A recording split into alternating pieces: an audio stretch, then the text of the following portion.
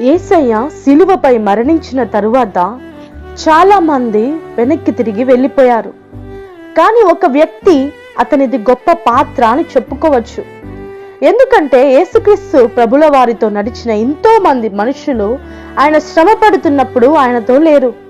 Public గా క్రీస్తుతో పాటు నడిచిన వారు సిలువలో వేలాడుతున్నప్పుడు యేసయ్య ప్రక్కన లేరు. యేసయ్య చనిపోయినప్పుడు ఆయన దేహాన్ని తీసుకెళ్లడానికి ఎవరు ముందుకు రాలేదు. కానీ క్రీస్తును అంగీకరించిన ఒక యూదుడు అరిమత్తయి యోసేపు ముందుకు వచ్చాడు. అదే విధముగా ముందుకు రావడానికి భయపడిన నికోదేము కూడా వచ్చాడు. అరిమత్తయి యోసేపు ధైర్యంగా పిలాతుని దగ్గరకు వెళ్ళి యేసు దేహాన్ని అడిగేను అని బైబిల్లో చెప్పబడినట్లుగా అరిమత్తయి యోసేపు దేవుని రహస్యంగా వెంబడించిన ఒక యూదుడు. వాళ్ళు ధైర్యం చేయడం వల్లే, ఒక క్రమాన్ని పాటించడం వల్లే మర్యాదగా సమాధి చేయగలిగారు.